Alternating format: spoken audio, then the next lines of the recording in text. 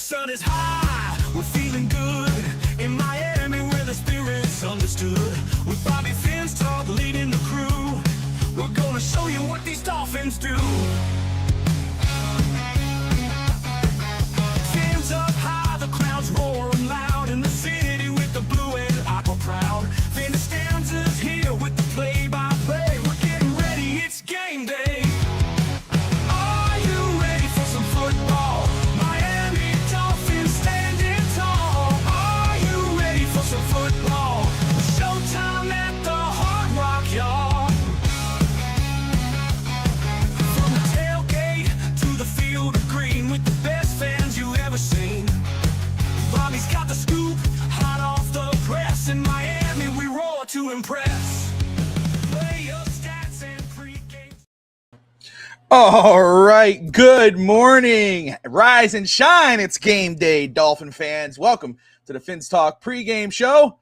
I'm Bobby Finstock, joined always by the man, the myth, the legend, Finn Stanza. Evan, good day, sir. How are you? I'm doing great. Back at home, freezing cold. Back from a nice trip to the Big Apple, where I had an amazing time with the family. I didn't buy any Dolphins gear, but I bought stuff that's orange. This is my new M&M sweater. That M&M store, Bobby, if you ever have a chance to take your kids, a lot of fun. And I got this really cool T-shirt. And I don't know if you guys have ever seen. I got this last minute yesterday before I left upstate New York. You ever see the movie The Sandlot? Yeah, it's old. Yeah. Great movie if you haven't showed the kids.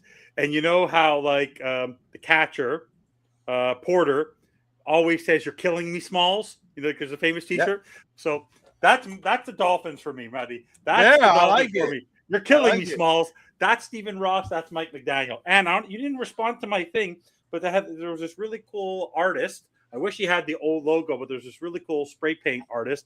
So on Christmas Day, it's really cool to be in New York City. And the guy was making all different sports teams. So just take a look. I'll be hanging this up. This is like a little spray paint thing here that I had made. It was only $20. It was good to give to the guy who's a cool spray paint artist, and it was very cool. So I'll be hanging that up behind me. But no, besides that, had a great time, cool things, a lot of fun. But no, had a great time. And honestly, you'd be shocked. A lot of Dolphins gear throughout New York. You'd be surprised. People traveling there, leaving.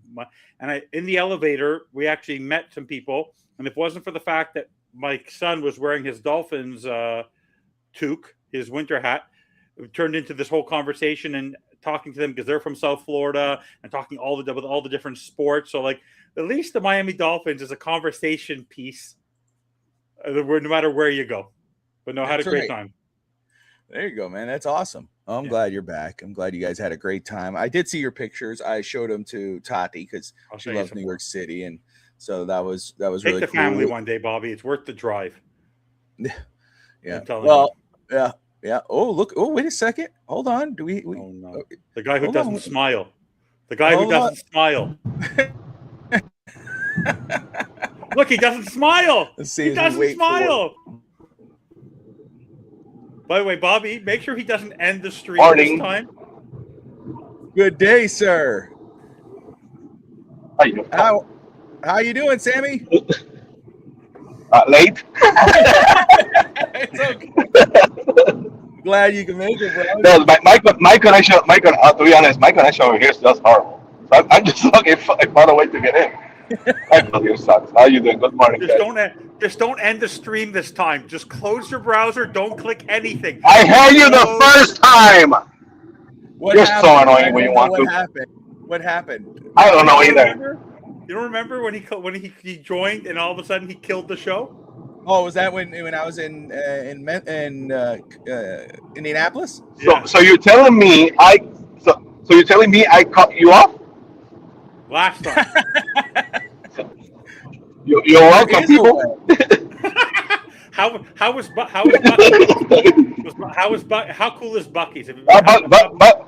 Buc-ee's is always great. The best bathrooms in the world. That I can tell you for sure. It is honestly, I've never seen so many gas pumps in my life, Bobby. I'm sure you've been to a Buc-ee's. I've never seen so many gas pumps in my life.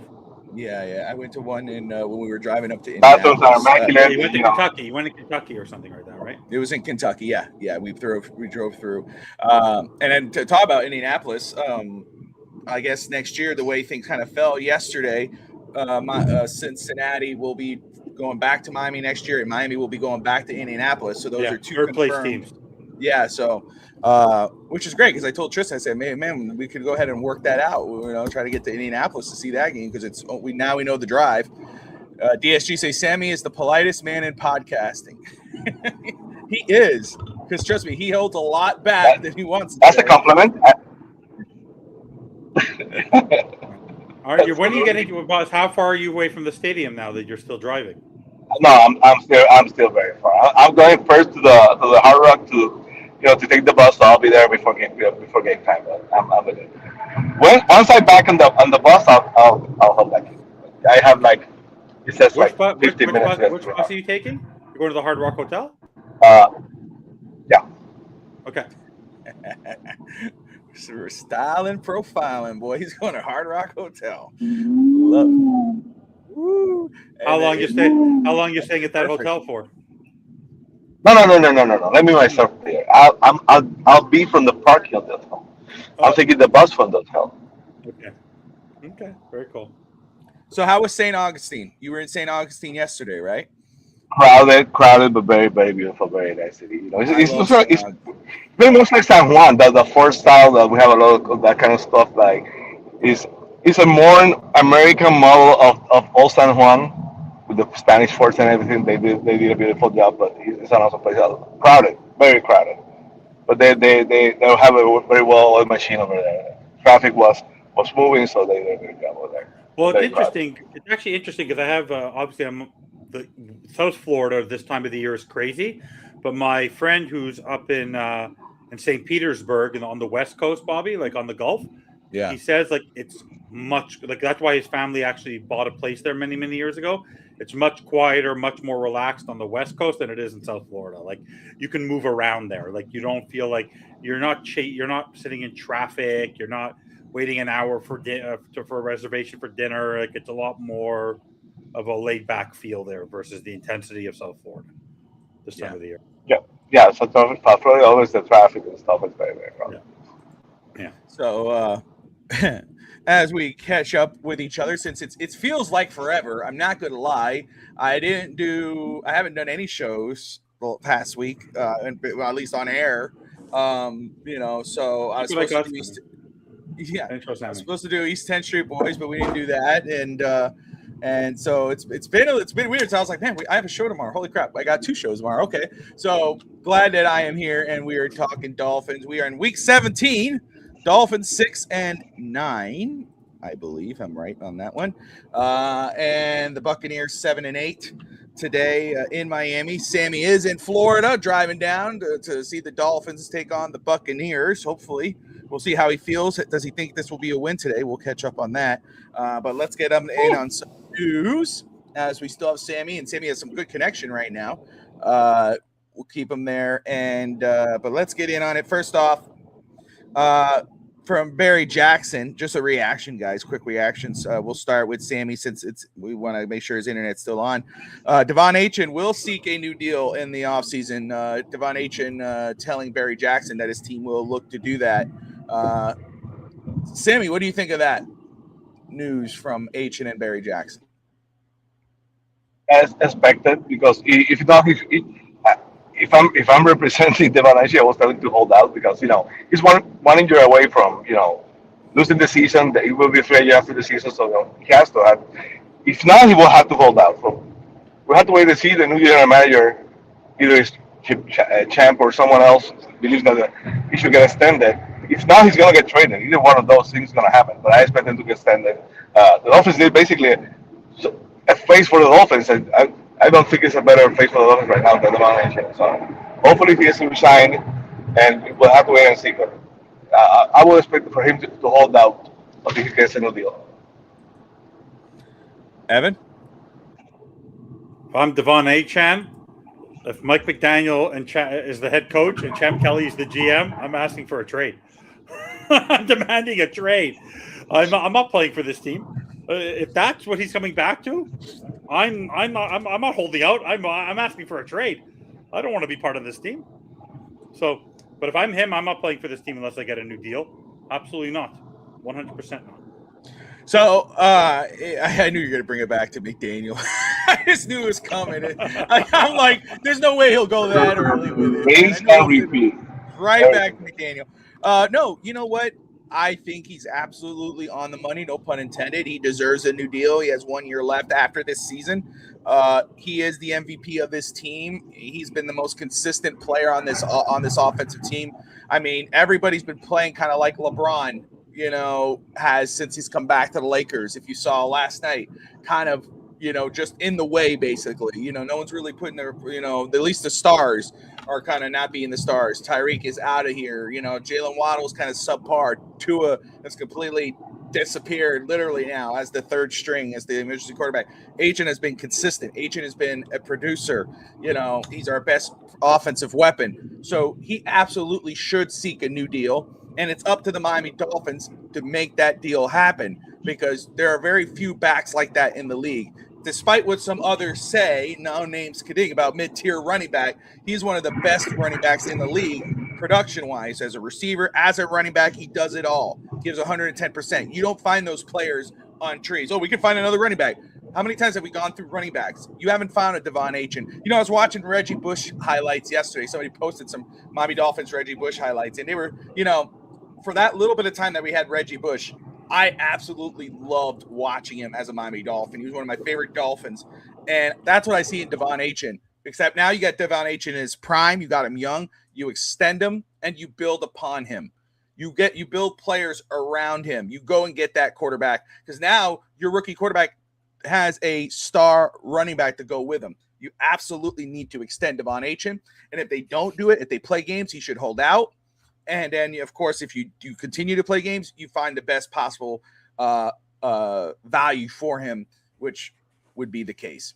Luckily on this show, DSG, you're absolutely right. Nobody on this show has ever disparaged De'Von Achane. Fitzstanza. So, that's called trolling. I love De'Von okay. Wait. Yeah. DSG is waiting for the moment, because I told you guys, when they fire Mike McDaniel, Bobby, you and I will have a breaking news show. You will share your screen, and in that moment, live on air, I will purchase my De'Von Achane jersey the moment they fire him. And by the way, not having a running back, Bobby, I don't know if you happened to watch football yesterday, but I was watching football yesterday, and there was a running back that you and I, at the beginning of, because Sammy and I weren't engaging, that wanted to sign last year, that wanted to come to Miami. If anybody, and we're going to talk about it throughout the show, if anyone's talking about that you have to have a stud quarterback, an elite quarterback at the highest level in order to win football games, last night, Snoop Huntley was the quarterback, not Lamar Jackson. And they put up 41 points. Why? Because they had a guy by the name of Derek frickin' Henry, who just broke the record for the most 200-yard games. The guy's now fourth on the list in the most career touchdowns. The man went for 216 yards. Looked like he was walking into the end zone yesterday. It's so frustrating that players who want to come to Miami, we'll talk about the other one, the rumor this week later. Like Derek frickin' Henry, you remember, I think you were the one who once were banging the table saying, remember when he was with Ryan Tannehill, 30th ranked offensive line in the league, and the man went for 1,900 yards? Like, the guy literally had I've never seen the ease in which he played yesterday, because he was the focal point. And all Snoop Huntley had to do was play, not make a mistake. He didn't. And look what happened. Unbelievable. And by the way, on the other side, I know there's been talk, guys. There's a quarterback right now who's a free agent right now. You want your bridge? If you fire a new general manager, go give Justin Fields got $20 million, didn't deserve it. The quarterback on the Green Bay Packers side yesterday, that backup, he's very talented. He was not developed properly in Tennessee. Malik Willis yesterday. Okay. Found holes yesterday. He looked great yesterday, Malik Willis. But there's a lot of ways the Dolphins game could watch yesterday. Whether you're watching the Texans, the Chargers, those games yesterday, watching those in a vacuum, you're learning you don't need to have the star quarterbacks to play. There was backups yesterday that were playing well if you actually have a properly built and a well-coached football team. Mind you. Always comes back to McDaniel. Sammy left for a minute. All right. Can you hear me? Yeah, I can hear you. Oh, Sammy so what did fell you out. think? Did you see Derrick Henry last night at Or all? is it me? Did I fall out?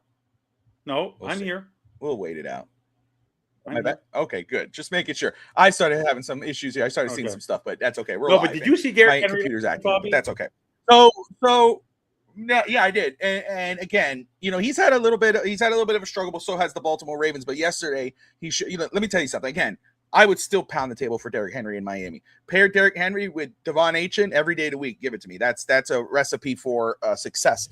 In regards to Malik Willis, again, with the situation with Tua Tagovailoa, more than likely will not be here next year, or even if he is, you still got to go find a guy. If you're looking for a guy who might not cost you a pretty penny, you might not have to pay too much for him, but you want to have a guy who could help you kind of win games or stay competitive. Malik Willis is not a bad get. Obviously, one of the high draft, high rated rookies coming out for Tennessee did not work out really. Again, nobody was working out in Tennessee. But Malik Willis is a good option or a good name to bring up because it's obvious. Another one is what DSG just said. The rumor this week was that if I don't have the specific guy who brought it up, but I do know that it was reported that if Baltimore decides to move on, Lamar Jackson would be interested to come to Miami. I see your head, so I'm going to let you go. Where's your interest level to see Lamar Jackson come to the Miami Dolphins? You're muted. Out of respect for you, not to bang the keyboard, It's okay. to get my stats ready. But the Lamar Jackson 2 years ago, sure. Could have had him in the draft, sure. 28 years old, doesn't have an agent. His mom's his agent. Is the running, he looks like he's slowing down a little bit. And one thing that happens with a lot of these running quarterbacks is they slow down. The mobility seems to catch up to them. He's not a great passing quarterback. If you go after Lamar Jackson, you're giving up first rounders again. And if you look back on it right now, as much as we love Tyreek Hill and the time he's been with Miami, if you look back on it and what you gave up, maybe it wasn't the best decision to go after him, and you should have been rebuilding slowly through the draft. To go get him, you're bringing back. I like Lamar Jackson. You know what Lamar Jackson gives me, Bobby? It gives me the name of, Tyreek Hill. Bradley Chubb. Lamar Jackson isn't going to fix your problems at the wide receiver position. It's not going to solve your problems at the coaching position. You have to completely build your offense around Lamar Jackson. So the reason why I believe they played well last night, the Ravens, was Derrick Henry, I always thought, was the player that would get you to the next level, not Lamar. Lamar is a two-time MVP. Great. Those are individual stats. Where has he been when you needed him as a team guy to lead you somewhere? So for me, Lamar Jackson is a great quarterback. I'd love to have him on the Dolphins. The problem I'm having is he's 28, and it takes away from the concept that you're still going to be in cap hell. Like, if you go get him, you're going to have to trade Tua back, or you're going to have to figure something out there. I feel like you're taking away. It's a quick fix again, and we're going to be in the same boat 2 years from now, and 3 years from now, and 4 years from now. Lamar Jackson has been injury prone. It's to say, like, if someone told me go get Joe Burrow, go get Lamar Jackson, I'll go get Joe Burrow. Because Joe Burrow has the prototypical quarterback mindset. Lamar Jackson, I believe, could be as much of a headache as Tyreek Hill has in terms of his drama, in terms of his attitude, how he gets on the sideline. Like, he's a bit of a whiner. Like, I like the player, but I was all gung-ho about Tyreek Hill. I remember I told you I know where I was when we traded for Tyreek Hill. And what did Tyreek Hill get us? Tyreek Hill couldn't even get us a playoff win. So, and Lamar Jackson and all his greatness in 2018, they may not make the playoffs this season. And last night, they wouldn't have won because of Lamar. They won because of Derrick Henry. They were able to win with Snoop Huntley. John Harbaugh is a very good coach. As much as people want to rip on John Harbaugh and Mike Tomlin, these are established head coaches who know how to win when it matters. So for me, if you go after a Lamar, then you better be ready to win next year. The Dolphins are not ready to win for a very long time unless they bring in a proper talent evaluator and a proper head coach to lead this. You cannot bring Lamar Jackson in and have him work with Mike McDaniel. It will not work. It does not work. He'll get walked all over. So for me, Lamar Jackson is too much of a gamble now. He was a gamble 2 years ago when Tua didn't sign his contract yet, and you could have gone to get him then, or you could have gone to get him in the draft. Don't start going to get quarterbacks now. That he's not the quarterback for this offseason. 2026, he's not the quarterback to go get. So I would say the only reason why I wouldn't entertain Lamar Jackson is because I don't think it's feasible in the cap situation because of how much he costs where we are right now. That is the only reason. The only reason. I understand your points, but I'm gonna tell you the only reason why I would not entertain Lamar Jackson because I don't think it's possible to get Lamar Jackson.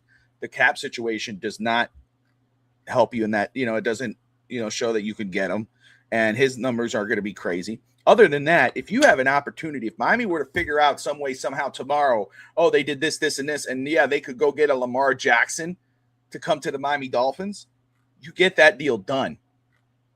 Absolutely. You're talking about a two-time league MVP at 28 years old. Yeah, he only played 12 games this year. He's been hurt, but the year before he played 17, the year before that 16. He has made the Ravens, one of the most explosive offenses in the league, but also one of the most dangerous teams in the league. He can not only pass the ball, he can run the Ball. You add him with a De'Von Achane, possibly with a Jalen Waddle, more than likely not a Tyreek Hill, but someone else, Malik Walsh or whatever. You got yourself one of the fastest offenses in the league. And it does make your team viable. I think he is a player who makes your team legitimate. You made a great point. We brought Tyreek.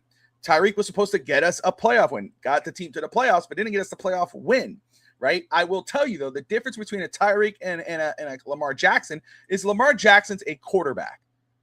Tyreek is a receiver. Receivers do not change a team's trajectory. They may make a quarterback kind of reach his potential, but it doesn't really change. A quarterback changes the trajectory of a team. This is not some 34, 35-year-old Aaron Rodgers. This is a 28-year-old Lamar Jackson. If you could get this deal done, you get this deal done. My problem is, more than likely, you can't. So, let's see here. Yes, sir. So, just saying that. Let me go ahead and let's pull up the inactives. I might glitch a little bit here. We got our game inactives here. Let's go ahead and pull that up. And what do we got here? All righty then. All right. Tua Tagovailoa, again, the emergency third quarterback. In spite of what everybody was saying, what we saw from Quinn Ewers, which again, people are, guys, he's a 7th round he was a third string emergency quarterback rookie who started his first game, got his first game reps last week. We're already talking about, let's put in Zach Wilson, let's put in Tua back. No, stop it. Let's see what we had. This is a glorified preseason. Lower your expectations. Just watch the guy play, and let's decide at the end of the year. Evan and I will say, hey, yes, he should have a chance. No, he shouldn't have a chance. It's not about him starting next year, about having a chance to start. But Tua Tagovailoa out again today unless both guys go down. Nick Westbrook-Ikini, wide receiver, also out. He's inactive. Minka Fitzpatrick, inactive again. Big loss is Aaron Brewer. Brewer is out. That's the biggest name on there for me. 58 game consecutive streak that he wanted to maintain is done. And this is a guy who should not be an alternate in the Pro Bowl. Jordan Brooks should not have been an alternate in the Pro Bowl. That to me, I understand the Dolphins are an embarrassment. They're a joke. They failed this season. They're worse than anybody could have thought they were. But the Dolphins had legitimately 3 Pro Bowl players, in my opinion. De'Von Achane, which he got it. Congratulations. We have a Pro Bowl running back who's absolutely deserving. Aaron Brewer is another one. And Jordan Brooks, how the hell did he not get the Pro Bowl? makes no sense to me whatsoever. It's a joke, but whatever. Derek McClendon is also out. Kendall Lamb out again. So those are your inactives. Tua, Nick Westbrook, Ikini, Minka, Aaron Brewer, Derek McClendon, the linebacker, and Kendall Lamb, the tackle, all out for the Dolphins. Evan, your reaction? No, the only one I'm disappointed in is Derek McClendon. Like, he's a young guy. Like, I would sit somebody else to maybe allow him to play. I don't know why he's not playing in the lineup. If you have another veteran there that you don't need anymore, like, I would like to see what he can do. Nick Westbrook has been a bust for us. Like, the Mike now, like, sort of like the Mike Gesicki thing, could not figure out a way to use him. I like to see that Taj Washington is playing. Did they put D. Eskridge on IR? I guess D. Eskridge is maybe. D. Eskridge is playing. I'm surprised that D. Eskridge is playing unless they put him on IR. I don't remember because I don't see him on this list. But no, nothing really surprises me. I feel bad for Aaron Brewer.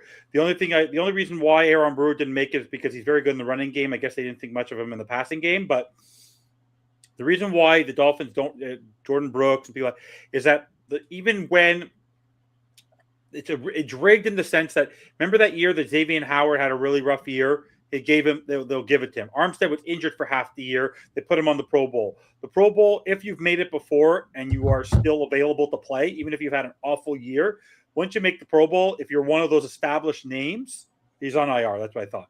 If he's one of those established names, they put you in the Pro Bowl. So that's always the problem. Like, they have an awful year in Kansas City, and Creed Humphreys didn't make the team. Like, it's weird. But that's how it works. But nothing surprises me with the Miami Dolphins in terms of who plays and when they play and how they play, because whether they're in the lineup or not, the coach will find a way to misutilize them. So it's irrelevant if they're not playing or not. For me, whoever plays, who doesn't play, so what? Taj Washington is playing. He probably will forget to use him. Like, Jalen Wright's playing. He'll forget to use him for the first 6 games. Like, that's just, who knows? Like, honestly, I just feel bad for Derek McClendon. Like, the guy's been in the lineup all year, but I'm actually happy for someone like Andrew Meyer, who gets to be at center today and gets to show what he's made out of as a young player, as a backup center.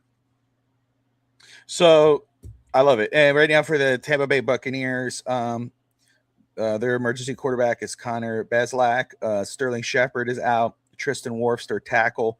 Rashad Wisdom, their safety, Anthony Nilsson, linebacker, and John Bullock, linebacker, also out. Tristan Wirfs, I don't know what their situation has been in Tampa.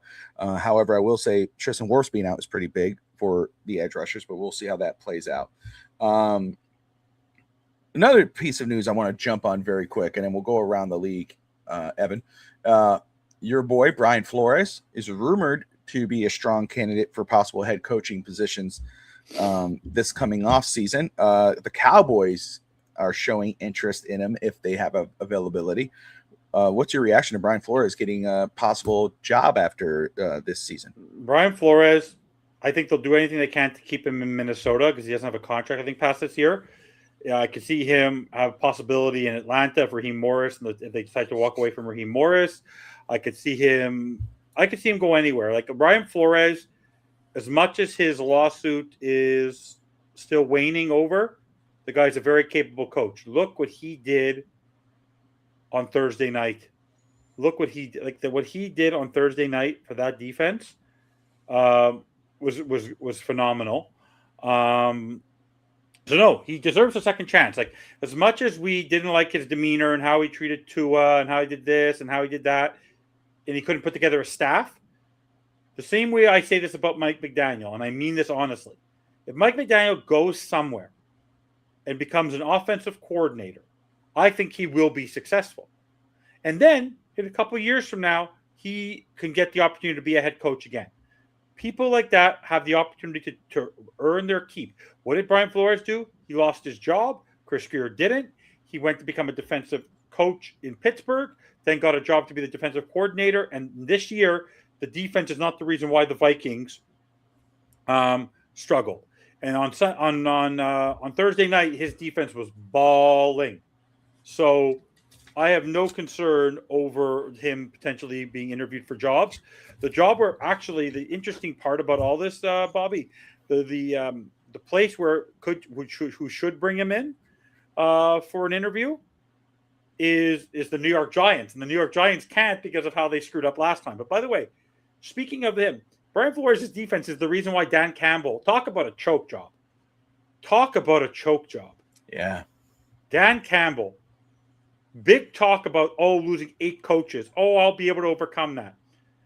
Your guy, your disciple, Ben Johnson, went to Chicago.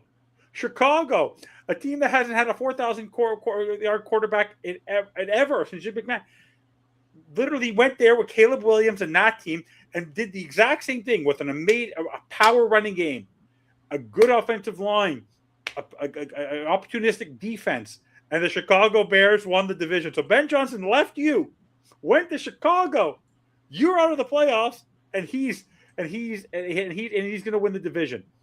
But honestly, though, that just tells you Jared Goff is Jared Goff.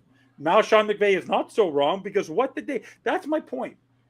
Even when you do well, Bobby, for us, we just want to win a playoff game. That's all we look for, right? But a lot of these teams that have these chances to have these big crowds, these big wins, these opportunities, if you don't take advantage of it in the moment that you are, this is what happens. So no, Brian Flores deserves a new opportunity. Like, he deserves a new opportunity again. He just has to be able to get the right talent evaluator. He would, like, for example, if you went right now to this team, take this team we have right now. Okay? If you take our team we have right now and you go get the right talent evaluator and you brought Brian Flores as a defensive-minded head coach, he'd be fine. The problem was, for Brian Flores at the time, was the circumstances in which he was hired.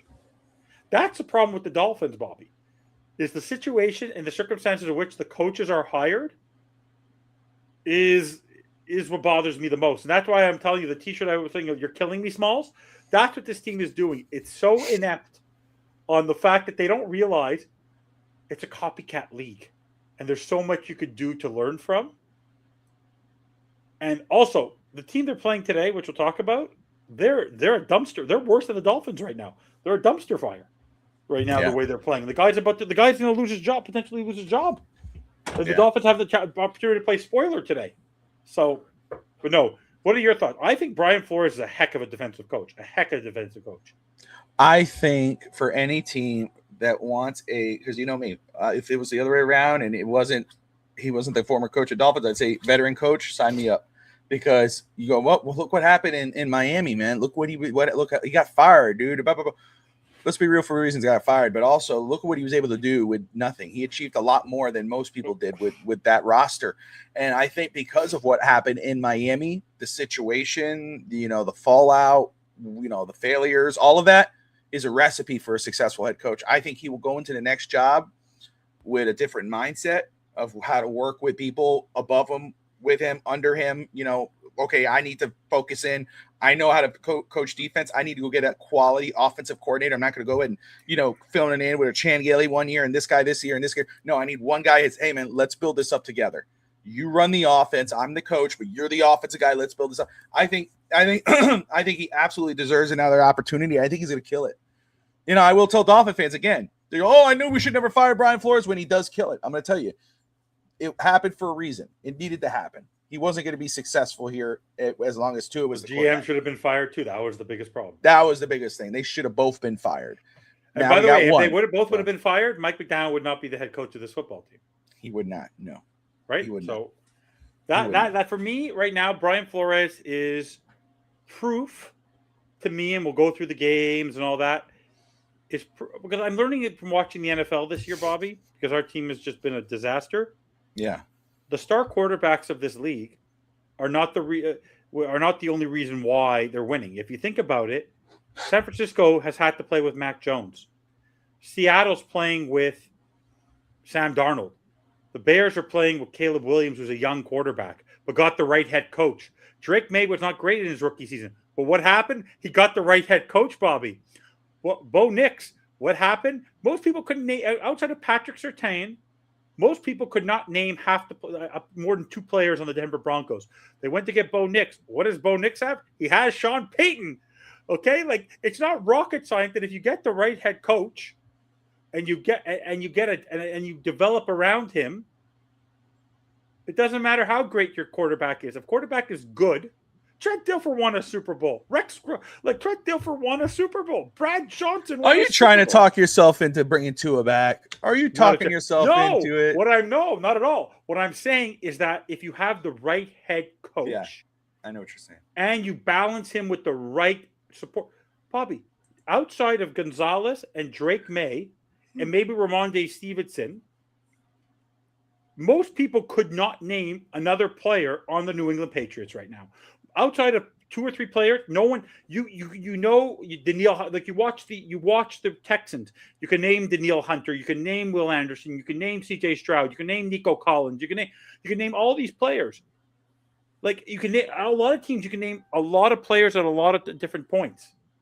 Yeah, but that's why I'm frustrated with the NFL this year. This NFL this year was proof that just because you have star players doesn't mean you win jack crap. Right? I hear you. I hear you. Let's go around the league, and then we'll follow up with keys to victory for the Miami Dolphins, and then Miami Dolphins prediction. And I want to ask you before we wrap it up, maybe we'll do that between keys to victory and prediction. Just who are your team needs going into the offseason for the Miami Dolphins? So think about that as we get through here. But just the week 17 started early, of course. The Dallas Cowboys beat the Commanders 30-23. I'll say the Pick'em League for Fins TV is red hot. I mean, it is super duper really close. Right now, I am leading. I'm first place. Let's go. But I'm so nervous because did Tristan make your picks for you? Yeah, right. Now Adrian is right here. Adrian and I are. It says tied for first, but really, I guess based off whatever percentages or whatever, I'm in first. I'm the first one. But anyway, so I'm hoping, and these first few games did not help out. I think I'm at 500 in regards of picks. But anyway, right now I picked the Cowboys away. The Cowboys won. I picked the Lions to win. The Lions disappointed me. The Minnesota Vikings won. I picked the Broncos. The Broncos beat the Chiefs, which is great. And then I picked the Chargers, but the Houston Texans beat the Chargers. Houston, who started off not great this year, for where they've come from, it's great. You know, they're 11-5 right now. The Baltimore Ravens, I picked Green Bay to win that game. Baltimore won 41-24. Now we get into the games for the rest of the weekend. The Arizona Cardinals traveling to Cincinnati to take on the 5-10 Bengals. The Arizona Cardinals are 3-12. I think Jacoby Brissett is still playing, Evan. So are you going Bengals? Joe Burrow doesn't even have to try. He just throws the ball to Chase. Talk about a three-headed monster: Chase Brown, T. Higgins, and Jamar Chase at home. All they're doing is hurting their draft stock. I already mentioned Zach Taylor is going to be back. Who knows what Joe Burrow wants? But this is not going to be a difficult game for the Bengals. Yeah, I got the Bengals as well. I can't see Arizona winning this game. You got this game was a little tougher to pick, even though I did go at Seattle taking on the Carolina Panthers in Carolina. I am going Seattle, but not feeling confident just because of how Carolina has played this year. I mean, shout out to the Carolina Panthers. Not a perfect season. They're 8-7 right now, but I mean, every time they play, with their hearts on their sleeve. They're always giving 110%. Those guys love to fight, and shout out to Bryce Young and for the season he's had. Evan, I got Seattle. Who do you got? Seattle's fighting. They're both fighting for divisions. They're both fighting for chances to. Obviously, the Seahawks are going to make the playoffs, but they're right now leading the division, and they want to get that seed because 3 teams are going to come out of that division. They don't want to have to go on the road. I'm sure they want to be able to potentially get the first round bye. So, no, Seattle's having quite a season with Sam. Talk about Sam Darnold. Talk about somebody who, if you're the Vikings, are you saying to yourself, why didn't I keep Sam Darnold? Honestly? And if you're the Jets, you're looking and going, what the hell did we do? What's happening? That's by the way, that's the point. It's not, people have been talking about culture, but it does play a factor in terms of the mentality. Some places you need to have the right structure, owner, everything. And Sam Darnold is proving that with Jackson Smith and Jigba and Kenneth Walker and Tyler Lockett and that group there, and Mike McDonald's a young up-and-coming head coach who was an actual coordinator. He wasn't just a guy as the assistant to the coordinator pretending to be a coordinator. He's a very good coach. They're a great running franchise. They're very well run. They're very deep. And Pete Carroll, as much as he struggled with the Raiders this year, built a foundation of winning in Seattle, and they're a very good franchise, and they're going to win today in Carolina. All right, we got the 9-6 Pittsburgh Steelers taking on the 3-12 Cleveland Browns. Are you a believer in Shedeur Sanders? Did the Browns get it done? Today, I actually think I'm actually going to change it because I have nothing to lose, and I think Myles Garrett's going to go off on Aaron Rodgers. And I think that, yes, I think there's too much pressure on the Steelers right now, and I want next week I want the games to matter for that division, because if the Steelers win today, then the Ravens are out. If they lose today, then there's actually something that matters next week. It's everything. Nothing else matters in any of the other positions. Everything's already seeding matters, but an actual playoff spot is still on the line. So I'm going to take the Browns to disappoint.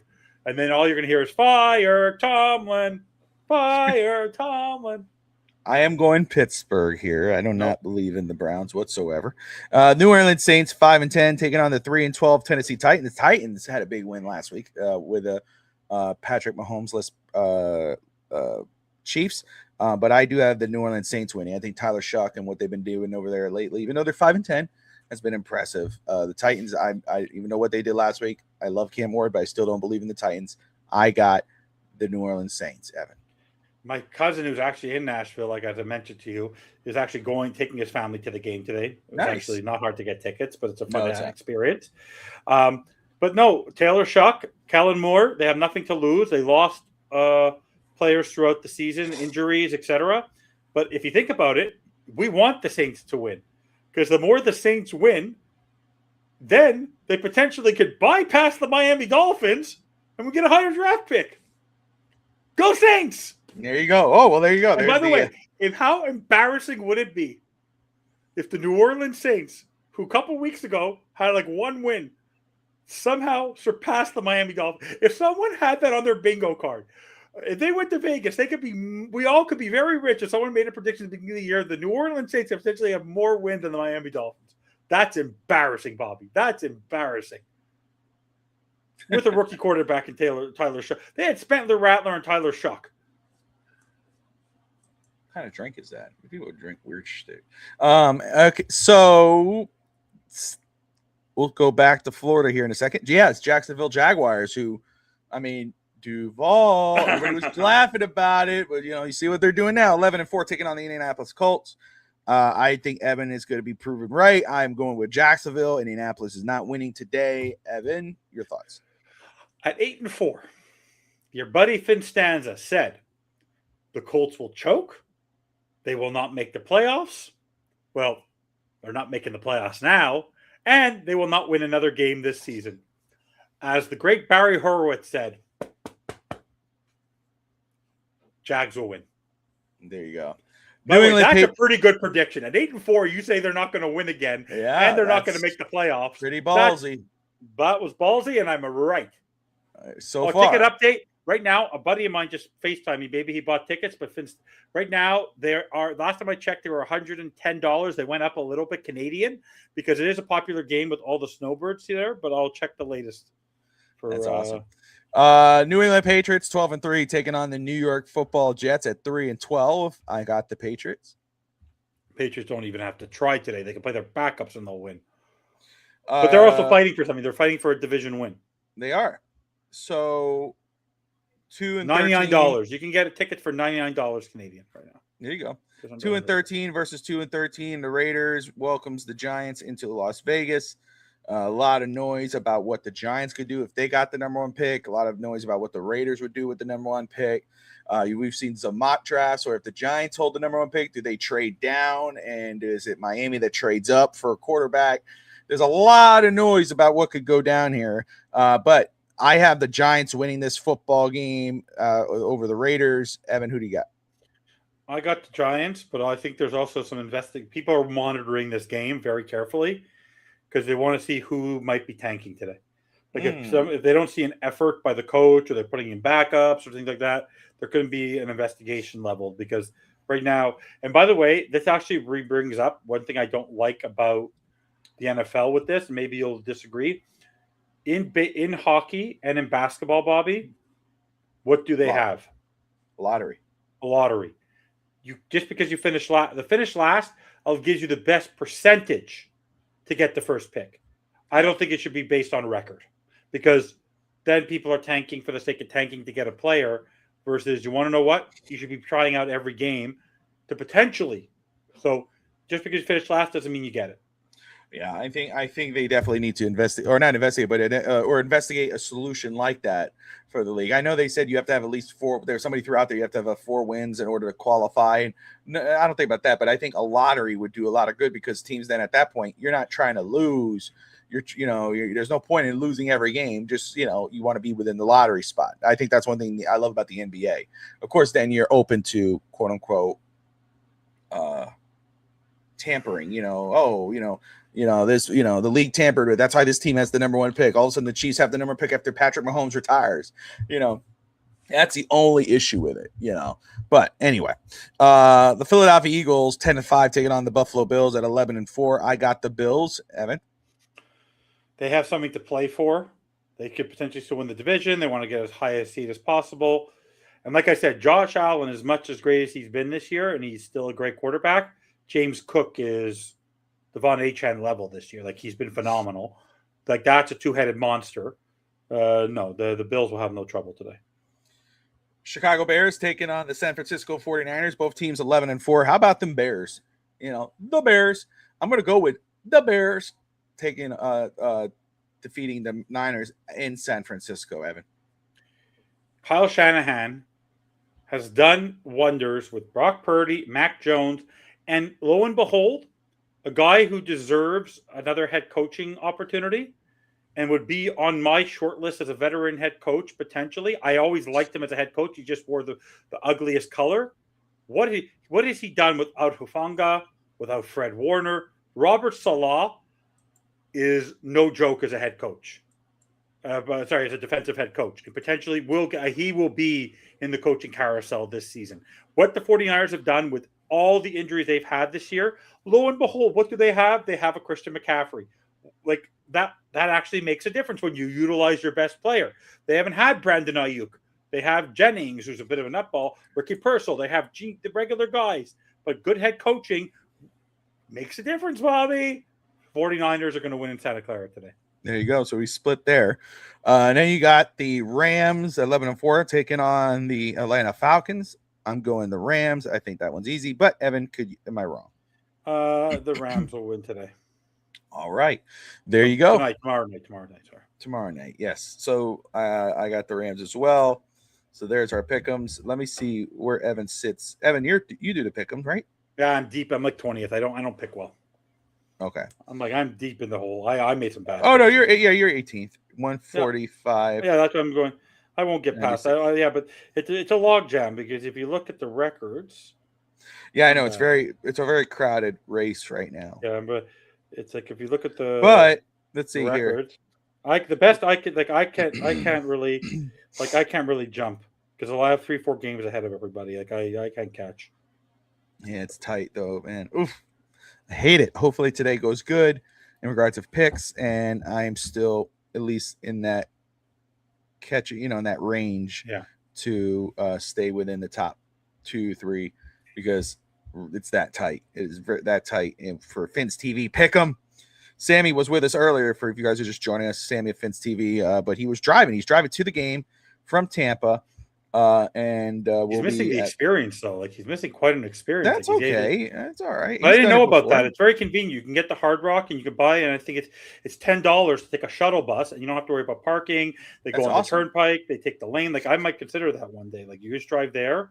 Don't have to worry about the car. Or it's anything experience. Like that. We'll have to remember that. We'll have to remember that for one day when we go. But what's it?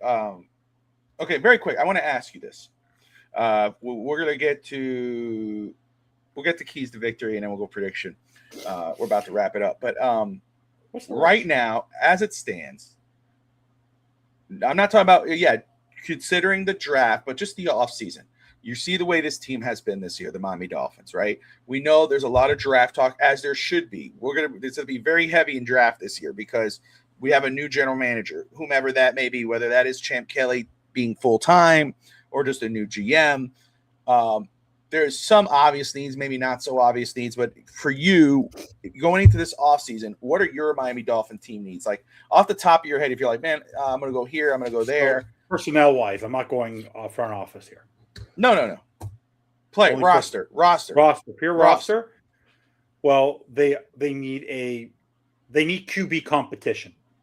Number one, QB competition.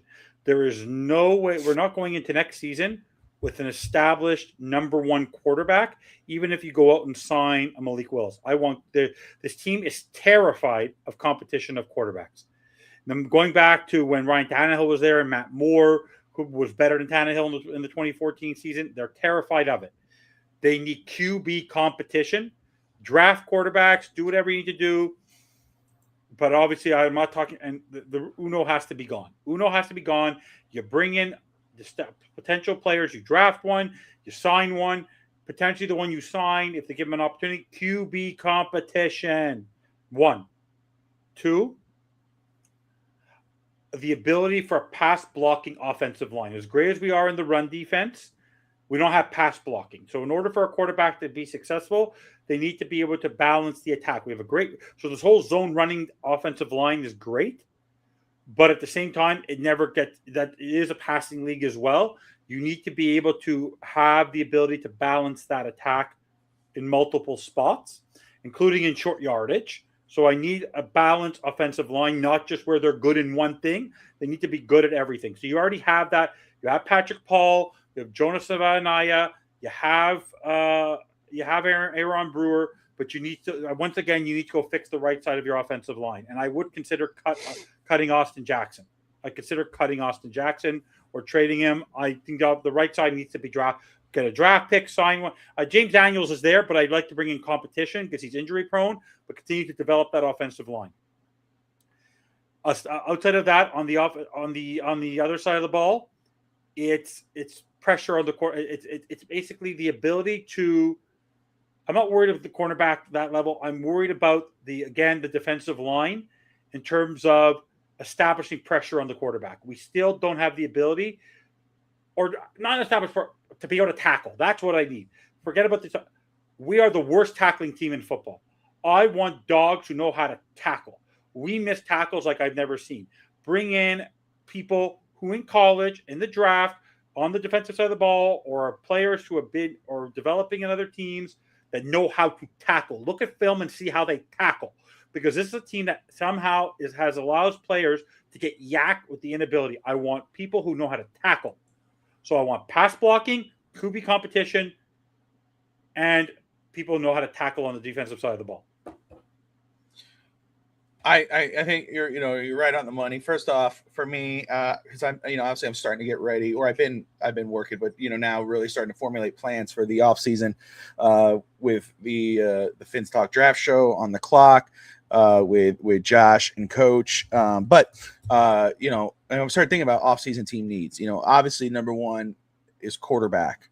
And like you said, a competition. Yes, you think of a rookie possibly, or like a veteran, whomever that may be. Competition, but a quarterback is obvious team need. Edge rusher. Bradley Chubb might not be here next year. We already traded Jalen Phillips. I understand Chop Roberts might be having a sophomore slump, but still, he has not been impressive this year. Edge rusher is absolutely a need for the Miami Dolphins if it goes the way it is. The way Chop Robinson's been playing, and if Bradley Chubb is a cap casualty. Wide receiver, Tyreek might be gone this year. Jalen Waddle's been another guy, we all love, we know how good he can be, but he's inconsistent. That's the facts. All right. If you lose a Tyreek Hill, look at that receiver room with Jalen Waddle, Malik Washington, Todd Washington, Nick Westbrook most likely is gone. You look at that receiver room, and you're in what used to be the strength of this football team just a couple seasons ago is now one of the weakest links. That's why when I look at these mock drafts that come in, first off, no matter where Miami sits, there is no for sure position people should go, oh, no, we absolutely need to get this guy. We need this position. It's BPA this year, brother. BPA. Whether that is wide receiver with Cardinal Tate out of Ohio State, possibly. Whether that's a quarterback, whether that's like Jason Sarney. I'm losing the name right now. Jason had, shout out to Jason Sarney, the Fitz Faithful podcast. He had a corner at one point this week I saw on there. So there's no wrong answer if it's BPA for Miami at their whatever pick. Miami now is right now at the 11th overall pick, and depending on how everything falls, win, lose, or draw, they could go up to 8th. I believe that's how high they can go. But edge rusher, wide receiver, defensive back. First of all, Rasul Douglas, they need to extend him, bring him back. I love the way he plays. Jack Jones has done okay. We will get back Evan, who, oh my goodness, forgetting his name. Kohu. Thank you, sir. Cater Kohu. I'm my brain. Anyway, Cater Kohu. So corner, if Miami could stick with those guys, it's not great, but it's not bad either. But Miami definitely needs to look at safety. I think safety is a position with maybe if does Minka Fitzpatrick come back? Does he not? Even if he does come back, you need to focus on a safety if a good one is sitting there. And then I have it on here, Evan. You brought it up, the right side of the offensive line. If Francis Mauigoa, I'm going to butcher his name, but the right tackle from Miami sitting there, you can't go wrong with that pick. If one of the tackles from Utah is sitting there, you can't go wrong with that. Move on from Austin Jackson or let him compete or get another draft pick. I don't know. Right guard, James Daniels. I don't know how many games he's played. Didn't play enough. He's out for the year. Wasted money by the Miami Dolphins. So do you go get another right? Do you get a right guard? Do you cut your losses with James Daniels? Or do you hope he comes back and just gets a backup? I don't know. But the right side of the offensive line absolutely needs to be reconstructed. Left side is okay. You got a rookie there who's been off and on this year. But you got to see how he grows with Patrick Paul, who's been a stud. Shout out to Patrick Paul, left tackle. We got our guy. You got your left guard right now with Savanea. You may be able to move him to the right guard, maybe draft the left guard. That might work for Miami. And then Aaron Brewer at center. And then number 6, depending on how the situation plays out, tight end. Tight end might be a position Miami might have to look for because after Darren Waller, I don't care who's there. I know a lot of people, we have these fanboy crushes on our some of these guys. But if Aaron Waller's not there, you should absolutely be looking at a tight end for the Miami Dolphins, whether through free agency or the draft. Evan, what were you going to say, brother? What was I going to say? I lost my train of thought. When I was talking about no. Yeah, Patrick. I remember, and we can roll the tape. People were so concerned about re-signing. I think Steve Malloy was one of them. People were so concerned about Teron Armstead. I said, don't worry about Patrick Paul will be fine. He will be fine. Patrick Paul right there has been no problem. No one, you know what the best compliment you give a person, Bobby? We say this in sports and we say this in a lot of things. When no one talks about you, you're doing your job. Yeah. No one complains about Patrick Paul. No one has. He's not a problem. He's been awesome. Jonas Savaianai has been the problem. He's a rookie, right? He was thrown in there. Patrick Paul. You know what happens, Bobby? When you sit players who need to be developed, when you draft players, if they are first-round picks, typically they can start. Second round, third, they're not guaranteed to start. If you have the right talent evaluators and the right people who are in as head coaches, you'll pick the right players to play in the right moment. What would have changed if Tua never started back in 2020? Like there's a lot. Patrick Mahomes, like Jordan. Like, when you sit a player and you let them watch and develop and practice, Patrick Paul's not a problem. But no. Yeah, the only difference, Steve, with Teron is the difference between Patrick Paul and Teron Armstead is Patrick Paul. It only took him his first full season to play all games. He didn't play 6 games, 7 games. When's the last time? I love Teron, but when's the last time Teron played a full season? Has he ever played a full season? I don't know. Right? I'll tell you what, though, Teron Armstead's killing that podcasting game, he's man. Great. He's awesome, man. Yeah. I will say, I know Steve just brought up Tyreek Hill being a 5th-round pick. Listen, when you have a general manager like the Chiefs had, or talent evaluators can find those guys or take risks on those guys, Miami hasn't had that. So, yes, that's what I love about the draft, and that's why I love the mid-rounds. I know everybody focuses on the first round. But the mid rounds, and when you get these mid picks, oh, we need a third. No, we need a first rounder for this guy and a first rounder for that guy. Bullshit. Sorry. If you get yourself like a third round pick, a fourth round pick, that's the bread and butter of the draft. That's when you find those hidden gems. So I don't mind that. If Miami could get a third round pick or fourth round pick here and there, or second, whatever, I'm cool with that, because that's where you find those hidden gems. Evan, it's very easy, not easy, but it's very, actually it's tough, because let's say, Evan, we got a top 10 pick, right? Which Miami might like a little bit. I'm saying, let's say Miami got a trade. Let's say to trade Tyreek, get a top 10 pick or whatever. You kind of tied up to go, we got to go this guy. You got to go this guy. There's no way you pass on this guy.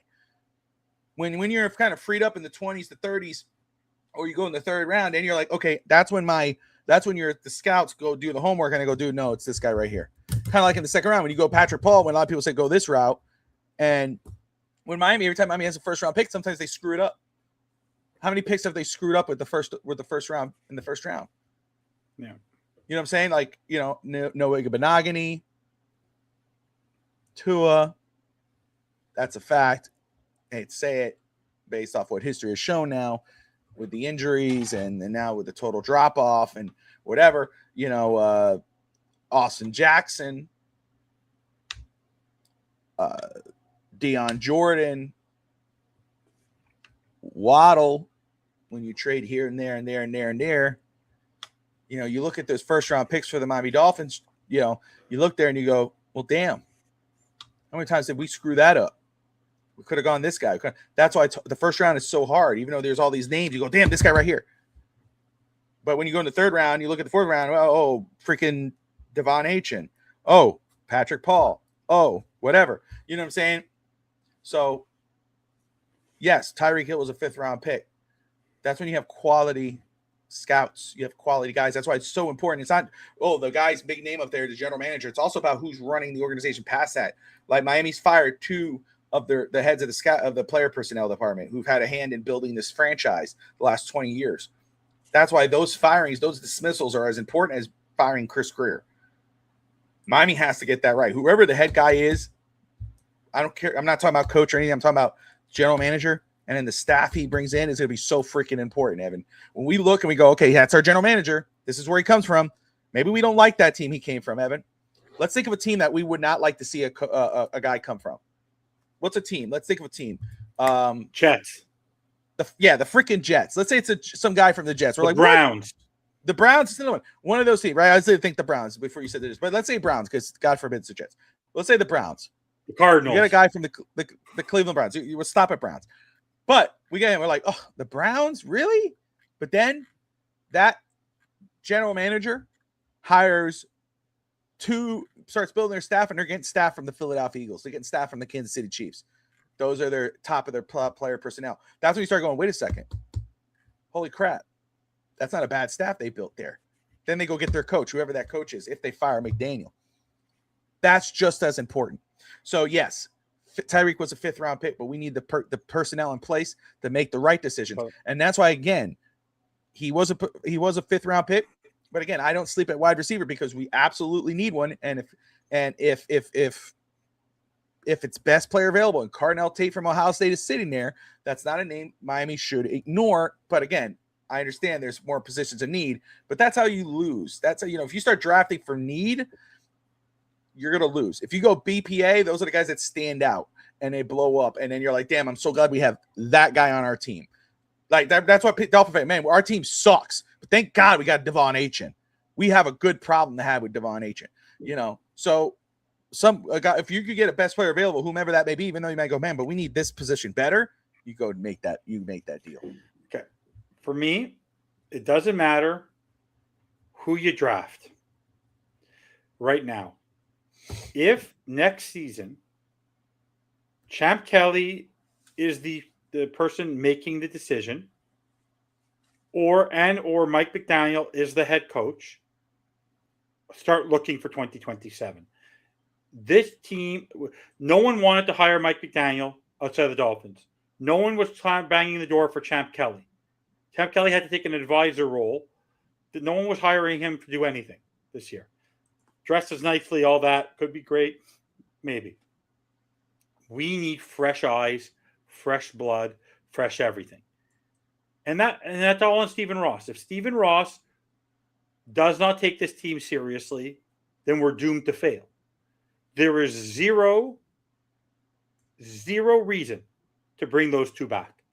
Because no matter what happens, Bobby, the best they can do is 8-9. What is 8-9? Status quo of record. What did he say in the line of his statement? Status quo is not longer acceptable. And if you get rid of one, you get rid of the other. No coach, if he loses the next two games, he'll have a losing record, Mike McDaniel. He has proven last week again. We'll talk about it, Bobby. 110-27. Do you know 100? You were traveling last week. I know you were very. Do you know what 110-27 is? That is the score of other NFL teams against the Miami Dolphins. So the Miami Dolphins have played how many games this season, Bobby? We're now 6-9. We played 15 games. Yeah. Let's do the math, Bobby. 27 divided by 15. We have scored a total of 1.8 points. 1.8, not even a safety in the third quarter. Where the third quarter is when you have the opportunity, Bobby, to make adjustments at halftime. That is a fireable offense, if I've ever seen one. And who has the ability to make adjustments at halftime? The head coach, who comes on the microphone and gets interviewed. And he is by far, on that number alone, 1.8. That is a fireable offense. 1.8. We can go draft whoever we want. I don't trust the people in the building or on the sidelines, and that includes Anthony Weaver, every coach there. There isn't one person right now I trust in the Dolphins organization. There isn't one person I trust to put the key, to give them the keys to the draft and to the keys to any personnel decisions. Bobby, if next Sunday we watch that game and we do post game, and a statement comes out from Stephen Ross that he is retaining Mike McDaniel, every fan should riot. If he makes that decision to keep Mike McDaniel, already made the decision after last week's game alone. It was proof last night. Snoop Huntley had 41 points next to his name yesterday. 41. Snoop Huntley went there and literally with Baltimore is a good quarterback again. How ironic. He went back there and he played decently. So in the end, draft anything any team needs all you want.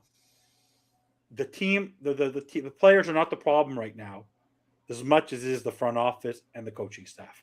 Yes, you have to get the players. But every team, from Ben Johnson to Mike Vrabel to Sean Payton to Mike McDonald, new coaches in their first, second year. Look at Dave Canales in Carolina. It makes a difference when your head coach doesn't make bonehead decisions and your general manager is a good talent evaluator. Yeah. All right. There you go. We're talking about positional needs, and we want another McDaniel rant. Finn Stanza. Can't go without it, but let's go with keys to victory, Evan. For the Dolphins to get their 7th win today, what do they need to do? They need to allow Darren Waller and Jalen Waddle have to be, and De'Von Achane have to be very active in the passing game. Levante David is a tackling machine. Their defense is 7th in the run. De'Von Achane ain't going to go off today in the running game. No matter as much as we want him to, he will not against that run defense. Todd Bowles is going to throw everything at the kitchen sink and assume we're going to run.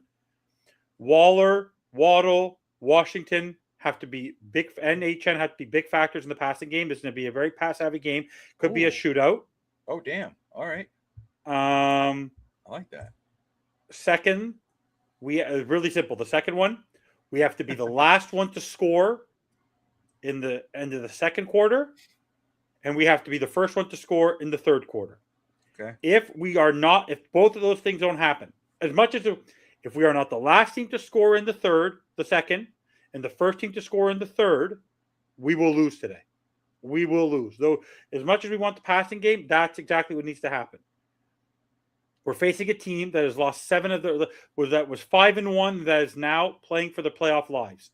If they lose today, they're out, and it doesn't matter what Carolina does. Do you know my buddy? I've been friends with him since I was 4 years old. We've been friends for almost 39 years. My buddy's in Tampa Bay right now. His brother, who's a massive Bucs fan, going to the game. This is the first time in our lifetimes, Bobby, that we've been football fans where the Bucs are playing the Dolphins and something is actually at stake. They need to win this football game. Todd Bowles' job is on the line. They had the most embarrassing loss of one of the last times they played. They've been getting embarrassed. Do you know their last 3 losses are against Atlanta, Carolina, and New Orleans? Okay? That's embarrassing. They've lost 6 of the last 7. The Dolphins have the opportunity to play spoiler. But in the end, if they continue to play this, I give the ball to the other team before the end of the first half and I don't capitalize, and then I come out with poor adjustments and I can't do it.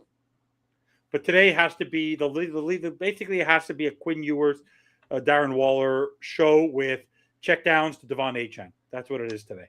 If you try to do passing, try to do run attack today, you will lose because this defense is going to attack. Vita Vea, Levante David, they're gonna feast on De'Von Achane today. He'll have his runs, but this is a 7th ranked run defense. This is no joke of a defense in terms of the run. They're poor against the pass. Let Quinn Ewers throw. You have nothing to lose. There you go, man. I love it. Totally opposite of what I was just saying. Regards of what offense should do today. Again, I have it running the ball. You know, again, you got a rookie quarterback. I know what you said. I'm going opposite. I already told you. You don't have to do your motions and all this, whatever. Running the ball, protecting your rookie quarterback, keep it short and sweet and to the point when it comes to passing. Let your offensive weapons do their job. Let them make the plays, but protect the football, limit the mistakes by running the ball. And then again, you say it might be a shootout. I think it's going to be a defensive game. Keep it a defensive game. Our defense has to play its best game against the Tampa Bay offense, shut them down, shut down Baker Mayfield, keep it close so that way our rookie and our running game could win the game in the end. Offensively, the Tampa Bay Buccaneers are ranked 23rd in the NFL. The Dolphins are 24th. Defensively, they're ranked 23rd, so they're 23rd in both offense and defense, and Miami's 20th in defense right now. Game predictions. Evan, what is your score prediction, and who wins this? It's going to have a similar feel as there's going to be a lot of different fans. It's going to be busy at the stadium today because snowbirds are there. Yeah. It's going to be a busy game. It won't be because the Dolphins are playing well. Jeez. It's going to start off close. It's going to be probably a 13-10. I could see a 14-13, 14-10 game heading into the second half. And then once again, no adjustments. Stupidity. Nonsense. Okay. Defense is going to give up a score because they're going to be pissed off at the offense. Oh, crap. And the final score will be yikes. 34-17 Damn. Buccaneers. 34-17 Tampa Bay over Miami. Evan. Because the Dolphins are going to fall asleep in the second half. It is once again going to be a Mike McDaniel I suck in the second half football game. Damn. All right. Put him on. I've never, Bobby, 1.8 points, guys. 1.8 points in the third quarter of this season, Bobby. I bet you, if I go look up right now while you're going to give your prediction, what is the average number of goals that the Panthers have scored in the third period this season on average, because we won't count the second, we'll count the third. I guarantee you they're averaging more than 1.8 goals per game. Oh, geez, hello. And they play hockey. There you go. DSG has it 27-21 Tampa. I have it 24-21 Tampa over Miami. I have it 24-21. I cannot see. It'd be crazy if Tampa Bay could score 34 points. That would be very telling on the defense. Anthony Weaver being more vocal about what the team should do in the offseason. But he probably won't even be here. He'll be a head coach, or maybe we'll have somebody else. But anyway, there you go. So Sammy is not with us. He is traveling. He is going to go see the game today. Probably, hopefully, he's had a little while left, so he might get there right by the time the game's about to start. DSG said the defense will play well today. I think so too. I think the defense will do well, but I don't think it's going to be enough. But we all have Tampa winning today's game. That can only mean Miami will win, just to screw it all up, but is what it is. But Finstan, and we will be, just for those, we will be live tonight, 8 p.m. Eastern time, for the Fins Talk post-game show. Finstan and I will be there. Hopefully Sammy will be as well. We'll follow up with him. He might be partying with the crew down there. Rainey and Adrian, Rainey and George of the Fins Faithful Pod. I think they're all going to be hanging out. So we understand if he won't, but we will be live for the post-game show. Win, lose, or draw. We'll either talk about the win and how it played out and how did Quinn Ewers play, or the loss and what that means. And, hey, do we change our team needs? Do we see anything that stands out? We'll be all that. We'll have a lot of fun. Evan and I usually do. But we appreciate everybody tuning in. That's Finn Stanza. I'm Bobby Fins Talk. Like and subscribe. And most importantly, Dolphin fans, fins up. See you guys around.